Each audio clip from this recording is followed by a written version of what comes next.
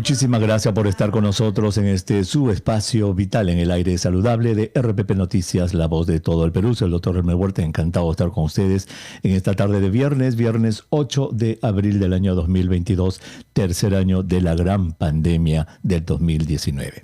Vamos a conversar con el doctor Pablo Sukayama. Él es PhD, doctor en biología molecular, y él trabaja en la Universidad Peruana Cayetano Heredia.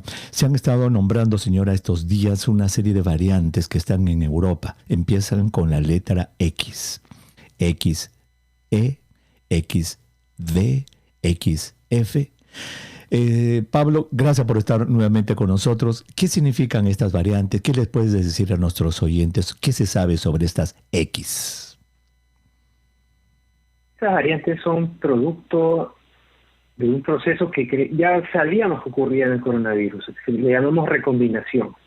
Cuando una persona desafortunadamente es infectada por dos variantes distintas al mismo tiempo, existe una posibilidad de que dentro de esta persona, como es los genomas de los virus intercambien partes, ¿no? Y se genere un nuevo virus que llamamos un híbrido o un recombinante.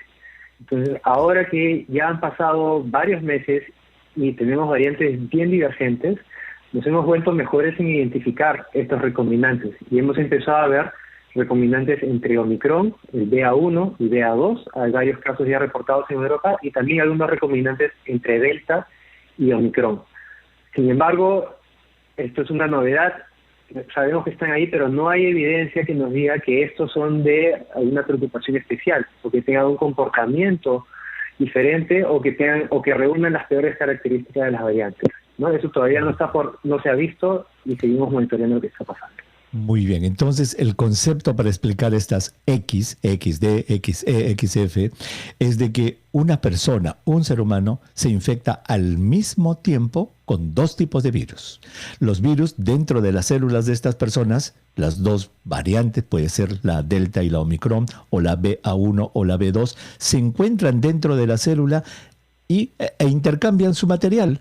Y sale un nuevo tipo de virus que tiene partes de ambos. Eso es de lo que estamos hablando, recombinante. ¿Y cuál es la diferencia entre esto que nos has explicado, la recombinación, con, por ejemplo, alfa, beta, gamma, delta, epsilon que habíamos visto? ¿Cuál es la diferencia? Son dos mecanismos independientes de evolución del virus. Lo que ya estamos acostumbrados y hemos visto en los últimos años es que el virus, conforme va transmitiéndose de persona a persona, va acumulando cambios en su material genético de forma puntual. Y así se han dado la mayoría de las, o todas las variantes de preocupación que hemos visto, empezando desde alfa, beta, gamma, lambda, hasta la Omicron de hoy. Los recombinantes, nuevamente, es algo que sabíamos que pasaba, son eventos poco frecuentes, pero que ya estamos observando que pueden ocurrir debido a la altísima transmisibilidad de Omicron en los últimos meses. Entonces es un mecanismo paralelo de evolución que genera variedad, genera nuevas variantes, aunque todavía no sabemos el efecto que puedan tener estas variantes sobre el curso de la pandemia.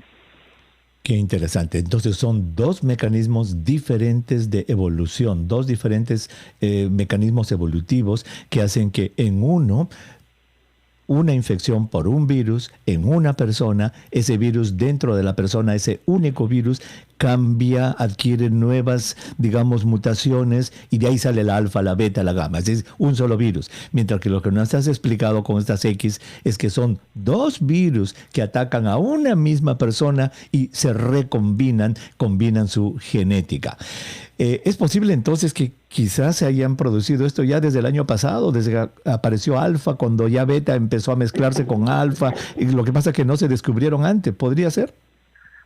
Sí, hay una serie de reportes, pocos, desde el año pasado, que ya mostraban signos de recombinación entre alfa y variantes pre-alfa, entre beta y gamma, entre alfa y gamma me parece, pero han sido casos puntuales y no ha sido recién hasta Omicron que hemos podido realmente detectarlos con precisión, precisamente porque pasados ya 2 años de la pandemia, Omicron era muy diferente del resto de las variantes, entonces identificar los cruces se ha hecho mucho más sencillo.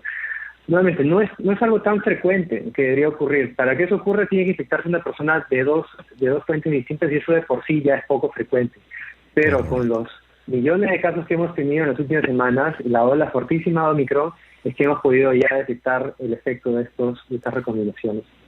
Ahora, explícale a nuestros oyentes, Pablo, ¿por qué motivo, cómo explican ustedes los virólogos, los científicos que estudian esto, por qué es que el virus, el SARS-CoV-2, ha ido mejorando cada vez más su transmisibilidad?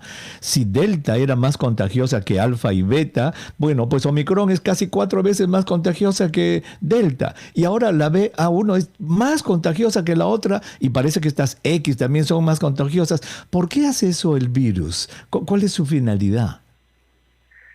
El virus, algunos cuestionarán si son seres vivos o no, hay un debate muy fuerte sobre eso, pero queda claro que los virus siguen las reglas de la evolución.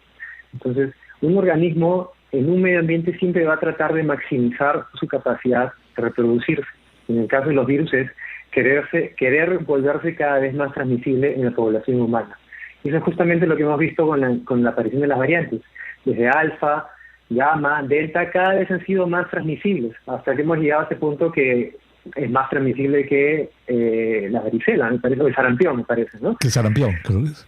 Con Omicron hemos visto un patrón distinto de evolución. A medida que buena parte de la población ya se había contagiado o ya se había vacunado, como ocurría a finales de 2021, Omicron ha evolucionado hacia una mayor transmisibilidad en poblaciones vacunadas y por eso ha tenido tanto éxito. Pero en general el virus siempre va a tratar de escapar a las presiones que les ponemos. Entonces, en su comienzo, nosotros nos aislamos y el virus se volvió bueno y hacerse más transmisible en la población humana. Ahora estamos vacunados y el virus está volviendo más efectivo en escapar de las vacunas.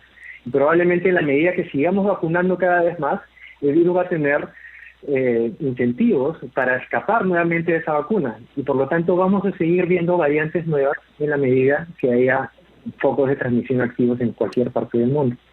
Vamos a seguir viendo variantes mientras hayan infecciones en el mundo. Ahora, el hecho de que el virus sea recontra súper contagioso y cada vez mejore en su contagiosidad, como has dicho, número 1. Segundo, que cada vez sea mejor en evadir los anticuerpos de la enfermedad natural y la vacuna, pero al mismo tiempo no cause, excepto en las personas debilitadas y mayores y con comorbilidades, enfermedad grave. ¿Qué significa? ¿Qué te dice esto de que no mata, no quiere matar?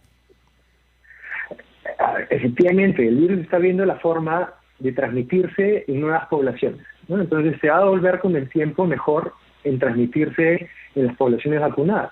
Sin embargo, a pesar de todo esto, las vacunas han mostrado ser altamente eficaces. Si bien no nos previene de contagiarnos, eso ya lo hemos visto hace unas semanas, muchísima gente vacunada se ha contagiado con Omicron, pero sí mantiene una eficacia muy, muy alta contra la hospitalización y la muerte. Parece que esa es una barrera muy difícil de superar por la evolución viral. Entonces va a tratar de escapar de los anticuerpos neutralizantes, que es la primera barrera de defensa del sistema inmune, pero contra la segunda, que es la protección de la rama celular, que nos previene, nos protege de enfermedad severa y de muerte, contra eso todavía no ha podido hacer el salto. Teóricamente, ciertamente es posible, no queremos llegar a ese punto, y por lo tanto disminuir la transmisibilidad del virus sí tiene que seguir siendo una prioridad de todos los gobiernos en los próximos meses. Para ti, entonces, el levantamiento de las medidas, el hecho de que la gente se haya relajado, no está bien, obviamente, ¿no? ¿La pandemia sigue para ti? No, claro, la pandemia continúa. En algún momento se tienen que levantar restricciones, pero en algún momento, de acuerdo a la transmisibilidad que haya, tienen que volver las restricciones. Esas tienen que ser flexibles, ¿no? En algún momento se deberían relajar los mandatos de mascarillas, pero cuando la transmisibilidad lo merite, hay una nueva ola, tienen que regresar. Entonces tenemos que seguir atentos a lo que está pasando, tenemos que seguir monitoreando la actividad de variantes en el país, y conforme vayan subiendo o bajando los casos hay que ajustar las medidas, ¿no? Tal vez el ejemplo claro es Europa, ¿no? Que en algún momento decidió levantar todo, y eso ha contribuido a una nueva ola de casos, ¿no? Entonces no nos apuremos tanto, porque ya sabemos que lo que pasa en Europa tarda unas semanas y empieza a ocurrir aquí también. Correcto. Especialmente entre las personas mayores, las más vulnerables, que a pesar de estar muy vacunadas, pueden infectarse y pueden complicarse. Pablo, muchísimas gracias por haber estado con nosotros en el programa. Encantado, doctor Huerta. Muy buenas tardes. Gracias. Como siempre, me ha encantado conversar contigo. Eres muy claro para explicar las cosas, Pablo. Muchas gracias. Hasta la próxima. Chao. Nosotros, señora, vamos a regresar en un momentito con el número de la salud para el día de hoy y la parte del cuerpo humano que vamos a aprender que se llama el miometrio. No se vayan.